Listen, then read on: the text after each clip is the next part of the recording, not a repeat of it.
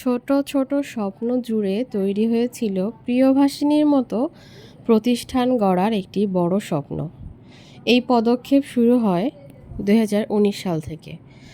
আর প্রিয়ভাষিণীর যে নিজস্ব কারখানা হবে সেটা স্বপ্ন আমি অনেক আগে থেকেই দেখতাম।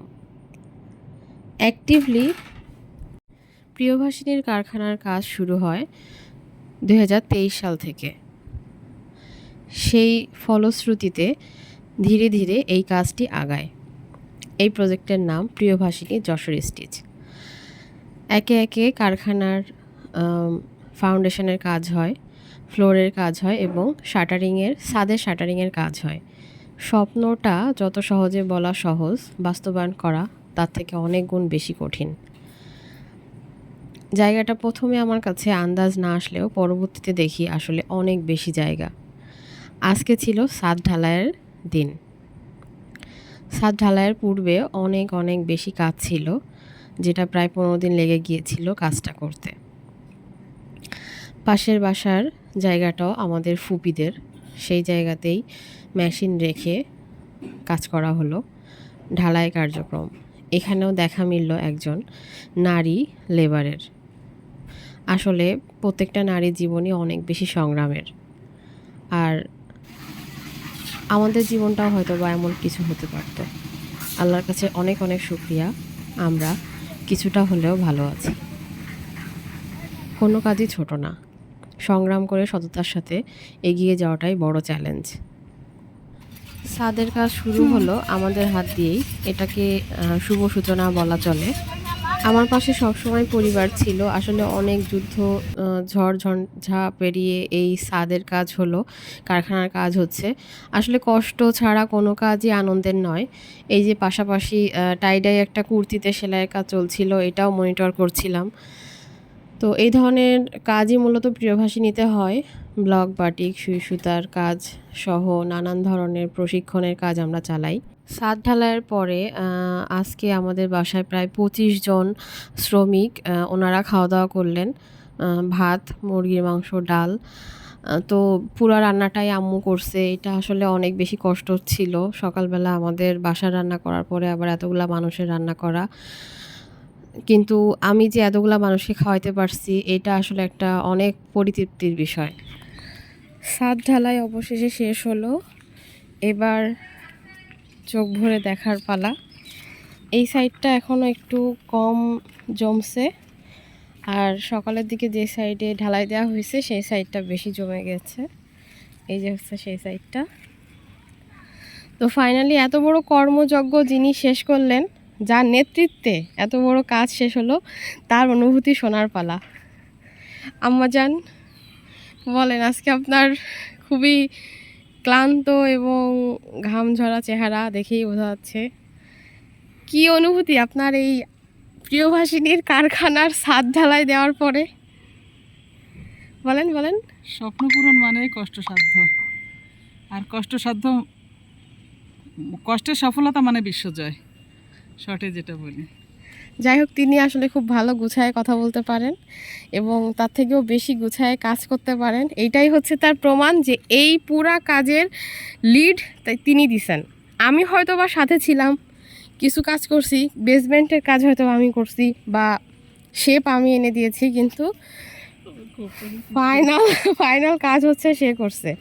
ফাইনাল একটা পজিশনে সে আনছে এটাকে, কারণ লেবার দিয়ে কাজ করানো, তাদেরকে লিড দেওয়া, সারাদিন সাথে থাকা, মানে অনেক বড় কাজ এটা। রড সিমেন্টের ব্যবস্থা করা, বারবার সারাদিন লেবার ডাকাডাকি করে তাকে। তো ফাইনালি ছাদ ঢালাই আজকে হয়ে গেল। এটা অনেক অনেক মানে শান্তির বিষয়। কথা দিয়ে সমস্ত অনুভূতি আসলে বোঝানো সম্ভব না। যাই হোক, অনেক বেশি সার্থক আজকের দিন। প্রিয়ভাষিণীর অনেক ভালো কিছু হোক, আমরা ভালো থাকি। আমাদের সাথে আসলে আরও অনেক হাত, অনেক চোখ, অনেক মনের আশা যুক্ত আছে। অনেক নারীর পরিশ্রম আমাদের সাথে আছে। তো এই কারখানাটা হয়তো আরও অনেকের ভাগ্য খুলে দিবে, সেই আশাতেই প্রিয়ভাষিণীর জয়গান গাই। প্রিয়ভাষিণী আরও অনেক বড় হোক। মূলত যশোর শহরের সদরেই আমাদের একটি শোরুম আছে, সেখানে আমরা সব রকম পাইকারি কাজ করি এবং আমাদের নানা অ্যাচিভমেন্টের সঙ্গে আমাদের বহু শুভাকাঙ্ক্ষী জড়িত আছেন। পরিবারের পাশাপাশি রয়েছে আমাদের অনেক অনেক কর্মী, যারা নিজেরা আমাদেরকে অনেক ভালোবাসেন।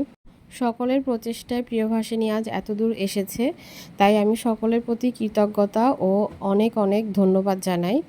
এরপর বিকালবেলা আমি চলে যাই মেলার মাঠে, যেহেতু বিভাগীয় এসএমই ফেয়ার চলছিল।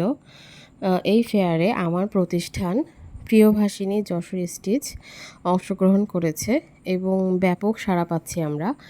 তো মেলার মাঠে প্রতিদিনই বিকালবেলা যাই আমি, কিন্তু আজকে যাইতে একটু দেরি হয়ে গিয়েছিল, যেহেতু বাসায় এত বড় একটা কাজ ছিল। তো মেলা মাঠে যেয়ে আরও বেশি সারপ্রাইজিং ঘটনা ঘটে যে সুইস কন্টাক্ট প্রবৃদ্ধি প্রজেক্ট আমাদের নিয়ে অনেক কাজ করেছিল। তো মেলা মাঠে গিয়েই সুইস কন্টাক্টের কর্মকর্তাদের সঙ্গে দেখা হয়ে গেল। দেখি তারা গতকালকে যশোরে এসেছেন এবং কথা বলছিলেন আমার সিনিয়রদের সঙ্গে। তো হুট করে ডিসিশন নিলাম, যেহেতু মেলার মাঠে সমস্ত সিনিয়ররা আছেন, তাদের সাথে আজকের খুশিটা আমি ভাগাভাগি করে নিই। তো যেই ভাবনা সেই কাজ। আর মেলার মাঠে এই সুযোগটা আমি হাতছাড়া করতে পারলাম না। মূল বিষয় হচ্ছে আজকে প্রিয়ভাষিণী স্থায়ী কারখানা ছাদ ঢালাই হয়েছে। এইটা আমার জন্য একটা বিরাট বিরাট অ্যাচিভমেন্ট। আমি অসম্ভব খুশি আর আমি পূর্ণ রেসপেক্ট করে ভালো ঠিক আছে। এই যে লেটনদীপ ওর একটু আপনারা কেউ পাবেন পরে শোনেন, আগে মিষ্টি খান ঠিক আছে। এই জন্য আমি সুযোগের হাতছাড়া করি নাই। বিসমিল্লাহ বলে আমার সভাপতি শুরু ভাই আপনারা দাঁড়ান, আমি তুলে দিচ্ছি। আপনারা দাঁড়ান, আমি তুলে দিচ্ছি।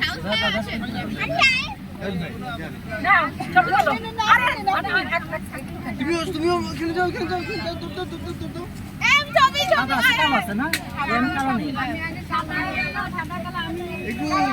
একটু ছবি তোলার মতো থাকি।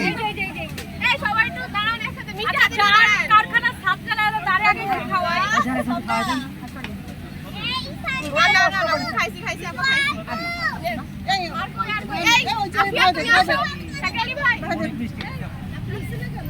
কারখানা ভালো মিষ্টি খাইতে হবে। ছাদ ঢালাই হচ্ছে কারখানা ছাদ ঢালাই হচ্ছে।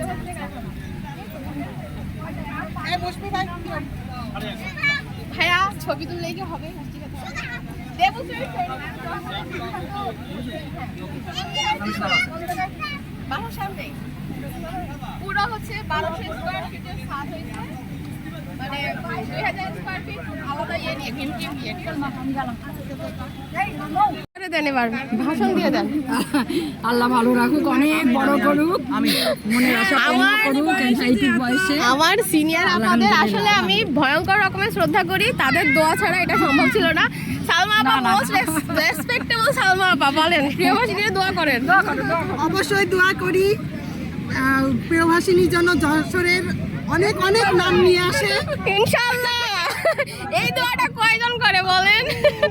ভাইয়া দেখছেন, ভাইয়া দোয়া করেন। আরেকটা মিষ্টি খাইতে পারেন কিন্তু দোয়ার বদলে। আচ্ছা ভাই শামস ভাইয়া হচ্ছে আমাদের প্রবৃদ্ধি প্রজেক্টের সুইস কন্ট্রাক্টের বর্তমান ইমপ্লিমেন্টেশন ম্যানেজার এবং মুশফিক ভাইয়াও আছেন। আজকে আসলে সোনায় সোহাগা তৈত ভাইয়া আছেন, ওনার সঙ্গে আসলে আমার পরিচয় ছিল না। ভাইয়া প্লিজ একটু বলেন সুইস কন্ট্রাক্টের। অভিনন্দন আপনাকে। আমি হচ্ছে প্রবৃত্তি প্রজেক্টে আছি, ইমপ্লিমেন্টেশন টিমেই আছেন। আচ্ছা আর মুশফিক ভাইয়া আগাগোড়াই ছিলেন। আচ্ছা সেই একই টিমেই আছে। যাই হোক সোনায় সোহাগা হয়ে গেছে আজকে প্রিয়ভাষিণী, সুইস কন্ট্রাক্টকে পেয়ে গেছি। আর মূল বিষয় হচ্ছে সুইস কন্ট্রাক্ট থাকতে থাকতে প্রিয়ভাষিণীর শোরুম হয়, প্রিয়ভাষিণীর কারখানা হয়, মানে একই সাথে কত গুরুত্ব আছে রাইট। তো এইটার জন্য আমরা অনেক বেশি হ্যাপি। তো সব শেষে রাত্রেবেলা বাড়ি ফেরার সময় রোজ তাল দেখি, তালশ্বাস। আজকে তালশ্বাস এক কাইন, মানে আমাদের আঞ্চলিক ভাষা, মানে পুরা আস্ত একটা কাইন ধরে আমি কিনে নিয়ে বাসায় নাচতে নাচতে চলে আসি। আসলে আজকের দিনের খুশি কথায় বললে প্রকাশ করার মতো না, অনেক বেশি খুশি, অনেক বেশি সাফল্যের আজকের দিনটা। কারখানা ভাড়া নিয়ে থাকারও অনেক অভিজ্ঞতা আমার হয়েছে। বিগত ১ বছর আমরা কারখানা ভাড়া নিয়ে চালিয়েছি। যেহেতু কাজের পরিধি বেড়ে গিয়েছিল। আর এই ১ বছরের ভেতরে আবার আমাদের স্থায়ী কারখানার শুরুটা হয়ে গেল। তো সব মিলিয়ে আসলে অনেক ভালো লাগা কাজ করছে। এই ভালো লাগার সহযাত্রী আমার অনেক শুভাকাঙ্ক্ষীরা আছে। ফোনের মাধ্যমে আমি তাদের সাথেও এই খুশিটা শেয়ার করেছি এবং সরাসরিও অনেকের সাথে কথা বলে খুশিটা শেয়ার করেছি। মিষ্টি বিতরণ করেছি। আনন্দের সাথে আজকের দিনটা পার করেছি। আব্বু আম্মুর জন্যও রাতে মিষ্টি কিনেই বাড়ি ফিরলাম। সব মিলিয়ে সারাটা দিন খুব ভালো কাটলো। আপনাদের সবার কাছে প্রিয়ভাষিণীর জন্য দোয়া চাই।